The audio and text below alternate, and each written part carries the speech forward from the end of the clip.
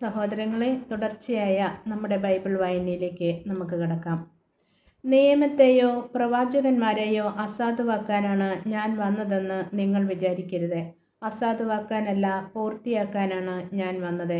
ആകാശവും ഭൂമിയും കടന്നു പോകുന്നതുവരെ സമസ്തവും നിറവേറുവോളം നിയമത്തിൽ നിന്നും വള്ളിയോ പുള്ളിയോ മാറുകയില്ലെന്ന് സത്യമായി ഞാൻ നിങ്ങളോട് പറയുന്നു. ഈ പ്രമാണങ്ങളിൽ ഏറ്റവും നിസ്സാരമായ ഒന്ന് ലംഘിക്കാൻ മറ്റുള്ളവരെ പഠിപ്പിക്കുകയോ ചെയ്യുന്നവൻ സ്വർഗരാജ്യത്തിൽ ചെറിയവനെന്ന് വിളിക്കപ്പെടും. എന്നാൽ അത് അനുസരിക്കുകയും പഠിപ്പിക്കുകയും ചെയ്യുന്നവൻ സ്വർഗരാജ്യത്തിൽ വലിയവനെന്ന് വിളിക്കപ്പെടും. നിങ്ങളുടെ നീതി നിയമജ്ഞരുടെയും ഫരിസേയരുടെയും നീതിയെ അതിശയിക്കുന്നില്ലെങ്കിൽ നിങ്ങൾ സ്വർഗരാജ്യത്തിൽ പ്രവേശിക്കുകയില്ലെന്ന് ഞാൻ നിങ്ങളോട് പറയുന്നു. കൊല്ലരുത്, കൊല്ലുന്നവൻ ന്യായവിധിക്ക് അർഹനാകും എന്ന് പൂർവികരോട് പറയപ്പെട്ടതായി നിങ്ങൾ കേട്ടിട്ടുണ്ടല്ലോ.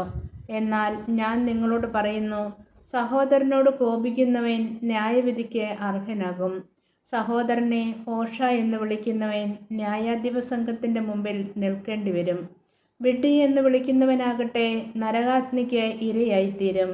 നീ ബലിപീഠത്തിൽ കാഴ്ചയർപ്പിക്കുമ്പോൾ നിന്റെ സഹോദരന് നിന്നോട് എന്തെങ്കിലും വിരോധമുണ്ടെന്ന് അവിടെ വെച്ച് ഓർത്താൽ കാഴ്ചവസ്തു അവിടെ ബലിപീഠത്തിന് മുൻപിൽ വെച്ചിട്ട് പോയി സഹോദരനോട് രമ്യപ്പെടുക. പിന്നെ വന്ന് കാഴ്ചയർപ്പിക്കുക. നീ പ്രതിയോഗിയോട് വഴിക്ക് വെച്ച് തന്നെ വേഗം രമ്യപ്പെട്ടുകൊള്ളുക.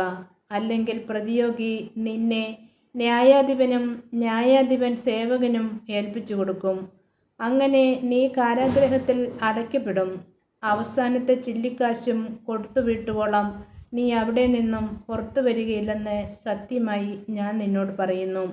വ്യഭിചാരം ചെയ്യരുത് എന്ന് കൽപ്പിച്ചിട്ടുള്ളത് നിങ്ങൾ കേട്ടിട്ടുണ്ടല്ലോ. എന്നാൽ ഞാൻ നിങ്ങളോട് പറയുന്നു, ആസക്തിയോടെ സ്ത്രീയെ നോക്കുന്നവൻ ഹൃദയത്തിൽ അവളുമായി വ്യഭിചാരം ചെയ്തു കഴിഞ്ഞു. വലത്ത് കണ്ണ് നിനക്ക് പാപഹേതുവാകുന്നുവെങ്കിൽ അത് ചൂഴ്ന്നെടുത്ത് എറിഞ്ഞു കളയുക. ശരീരമാകെ നരകത്തിലേക്ക് എറിയപ്പെടുന്നതിനേക്കാൾ നല്ലത് അവയവങ്ങളിലൊന്ന് നഷ്ടപ്പെടുകയാണ്.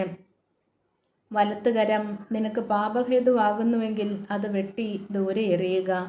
ശരീരമാകെ നരകത്തിൽ പതിക്കുന്നതിനേക്കാൾ നല്ലത് അവയവങ്ങളിലൊന്ന് നഷ്ടപ്പെടുന്നതാണ്.